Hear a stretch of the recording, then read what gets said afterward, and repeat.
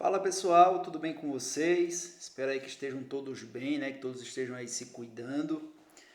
Quem está com vocês hoje aqui é o professor Henrique Acosta, tá certo? Professor da rede municipal daqui de Brejo da Amado de Deus. E hoje nós vamos dar continuidade, né, ao conteúdo de lutas que foi iniciado na aula passada pelo professor Rivaldo. E nós vamos tratar hoje um pouco mais especificamente da capoeira, né, que é uma luta de origem brasileira, mas que a gente precisa considerar, né, como ela foi criada, qual foi o contexto que a capoeira surgiu no país, né, surgiu no Brasil.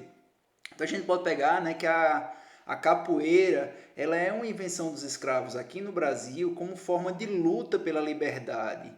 Né? Se a gente pegar a palavra capoeira, ela significa aquele que foi para a mata, né? Aquele que fugiu pela mata. O cá ele vem da expressão mata, e o poer que vem que se foi, né? Que ele traz aí algumas alusões àquela mata rasa do interior do Brasil, né? Que a gente chama de capoeira, né?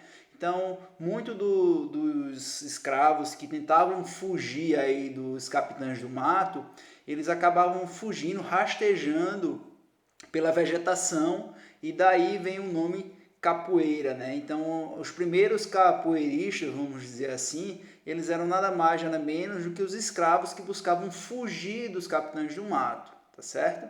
E aí, inicialmente, a gente precisa considerar que a capoeira, que era uma forma de preparação de luta, ela era perseguida pelos capitães do mato, pelos senhores, donos de escravo, porque eles sabiam, né, que os escravos eles podiam se fortalecer e buscar aí, né, sua liberdade. Então, com isso, os negros, né, eles precisaram disfarçar a capoeira em forma de dança, colocando mímica, colocando músicas cantadas para poder praticar a sua capoeira, tudo bem? Então, os negros eles precisavam treinar, mas quando eles estavam apenas praticando golpes, eles eram perseguidos. Então, eles introduziram aí a dança, a mímica e a música, que era para enganar os capitães do mato, os senhores feudais, e poderem praticar. Então, enquanto eles estavam praticando os golpes de capoeira, os capitães do mato e os donos feudais achavam que eles estavam simplesmente dançando e se divertindo, tudo bem? Então, foi uma forma de possibilitar práticas sem tanta perseguição. Tranquilo? Vamos lá. Existem alguns marcos na história da capoeira que eles são muito importantes, tudo bem? O primeiro deles é a sanção, né, da Lei Áurea, assinada pela princesa Isabel, que abolia a escravidão no país, né, no Brasil.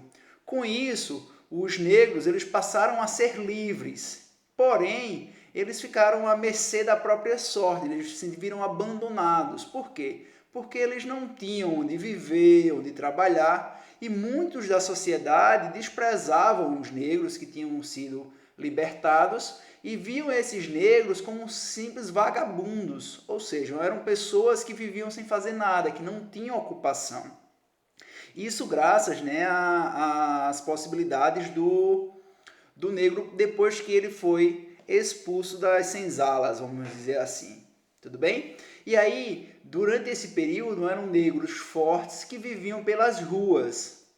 Né? Com isso, a elite brasileira, né, o povo que tinha mais condições, meio que pressionaram as autoridades para tentar ver os escravos como uma forma de ameaça.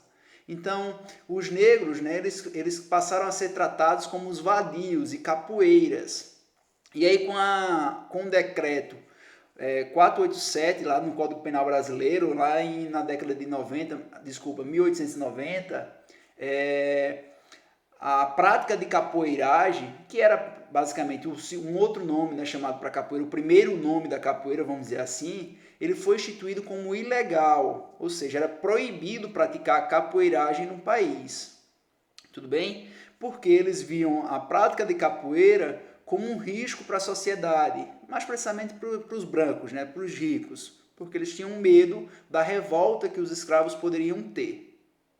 E aí, a prática de capoeiragem, né, a capoeira, ele fica aí proibida até a década de 1930, que é quando ele começa a ser reconhecida, né, com um símbolo de uma identidade brasileira, e quando ele passa a ser autorizado novamente, tá? Mas ele passa a ser autorizado com um novo nome, né? Que é a luta regional baiana, que aí Mestre Bimba sistematizou, que nós veremos mais a fundo nas próximas aulas, tudo bem? E aí, seguindo na história, né, a partir da permissão da prática de capoeira, a capoeira foi se difundindo pelo país, foi ganhando adeptos, né, não só escravos, mas também outras pessoas. E aí, agora, mais recentemente, já aqui no ano de 2014, ela foi considerada, né, declarada Patrimônio Cultural e Imaterial da Humanidade pela Unesco. Tudo bem? Então, isso é um breve histórico, né, do que foi a capoeira, o contexto de criação da capoeira aqui no Brasil. Tudo bem? E aí na capoeira nós temos alguns símbolos muito importantes, tá certo? Entre eles nós temos a roda. O que é a roda de capoeira, na verdade? A roda de capoeira nada mais é do que um círculo de capoeiristas que se reúnem, né, para praticar a capoeira, seja como forma de divertimento, seja como forma de espetáculo. E aí nesse momento os capoeiristas eles demonstram, né, todas as habilidades que conseguiram desenvolver com a parte do treinamento, né, com o dia a dia. E aí, essa roda de capoeira ela pode ser uma roda tradicional, né, que é jogada por todos, mas ela também tem algumas hierarquias, tá? Existem algumas rodas de capoeira que elas são específicas para um determinado grupo de capoeiristas, tá? Uma outra roda de capoeira que ela é considerada uma roda de capoeira festiva, tá? Ou solene, é o batizado, que é uma roda de capoeira onde os novos alunos eles recebem a primeira corda.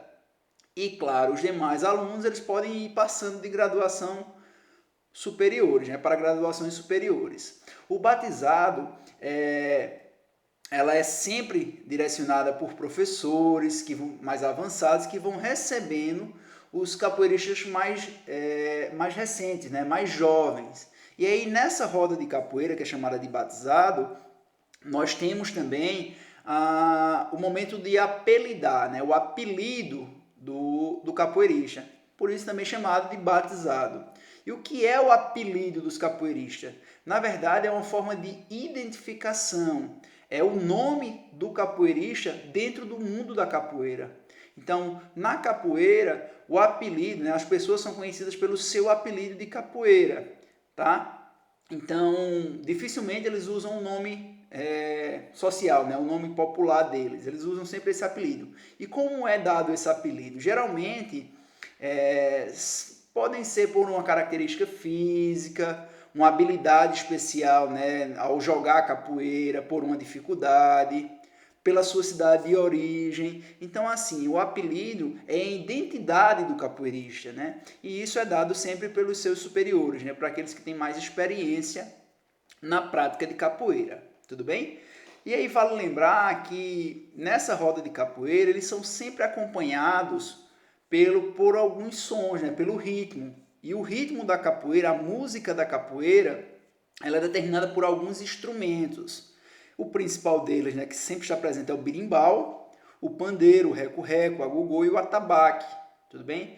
Esses instrumentos eles compõem uma música que normalmente é cantada em forma de coro. Então, normalmente, quem está com o berimbau, né, o mestre, ele conduz o coro, ele chama o coro, e aí os demais membros da roda respondem, né? Então, nessas músicas de capoeira, eles geralmente, né, eles vão passando a história da capoeira, os fundamentos, a forma de viver a capoeira. Então, as letras da capoeira, por si só, elas já traduzem boa parte do que é a rotina da capoeira, né? A vida da capoeira e do capoeirista como um todo, tudo bem? Entre outras coisas, né, a música da capoeira, né, ela determina o ritmo e o estilo de jogo que é jogado durante a roda de capoeira. Então, por exemplo, a roda de iniciante é um toque mais lento.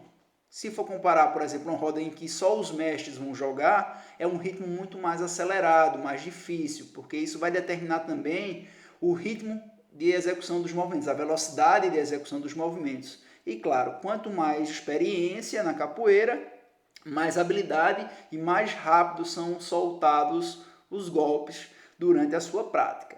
Tudo bem, pessoal? E aí, é claro, né, a capoeira existe aí nos 4 cantos do mundo atualmente, né? E aí ele traz vários benefícios, né? Tanto os benefícios para a saúde também como os benefícios da cultura, né? Dos sociais, que aí vai ampliando o contexto da sócio-histórico brasileiro e vai levando para todo o mundo, tudo bem? E aí, como ela é levada, né, para os 4 cantos do mundo, eles também podem ser utilizados para diferentes objetivos. Entre eles também a própria defesa pessoal, né? Como se trata de uma luta, ela pode ser utilizada também como uma forma de defesa pessoal. Geralmente mulheres gostam muito de fazer a capoeira para defesa pessoal, tudo bem?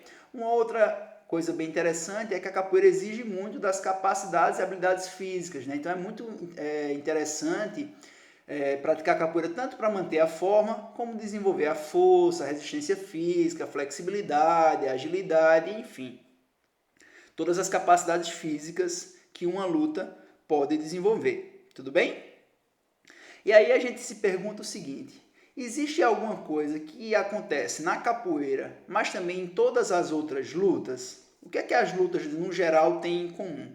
Nós podemos dizer que toda luta, seja ela qual for, ela apresenta como sentido fundamental o ataque, defesa e controle, porque todas as atividades de luta, né, que estão ligadas ao combate corpo a corpo, utilizam as técnicas de defesa, ataque e controle.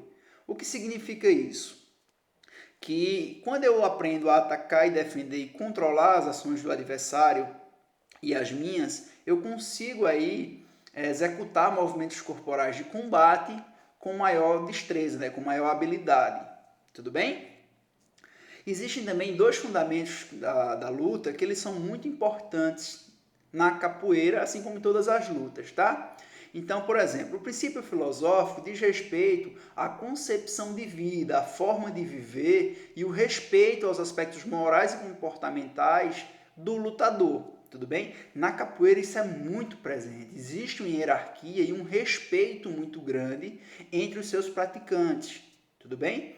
Então, por exemplo, se tem alguém iniciante, ele pode até machucar alguém que sabe um pouco mais, sem querer, porque ele não tem ainda todo o controle do seu corpo, tudo bem? Porém, os mestres, professores, eles jamais podem ocasionar riscos para quem está iniciando, porque como ele é mais experiente, tem mais habilidade, cabe a ele a responsabilidade da integridade física dele e de quem sabe menos do que ele, tudo bem? Tem um grande amigo da capoeira que ele sempre dizia assim: a gente precisa viver capoeira, né? Ele precisa entrar no mundo da capoeira e fazer exatamente como se deve. Então existe um respeito aos mais velhos, né? À idade avançada, ao tempo de capoeira, né? O tempo de prática de capoeira, ao cordão que é utilizado, né? Na capoeira exige, além do abadá, os cordões, né? Que cada cor representa o avanço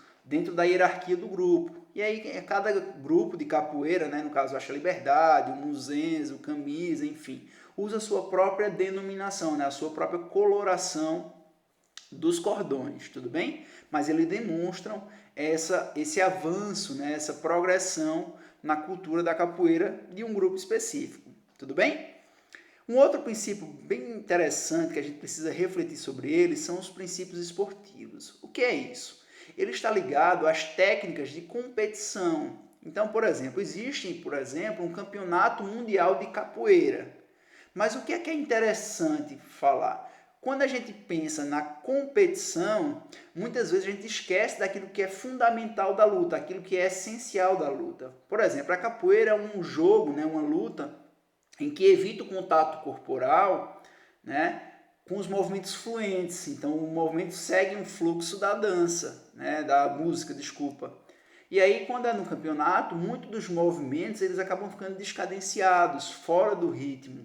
Isso significa que o princípio esportivo, né, nessa competição, especificamente, ele acaba sobressaindo no princípio filosófico, que talvez não seja tão interessante para a cultura, né? Então, quando a gente fala da competição de capoeira, a gente acaba perdendo aqueles elementos da cultura popular, né? Da cultura social, da essência, da criação.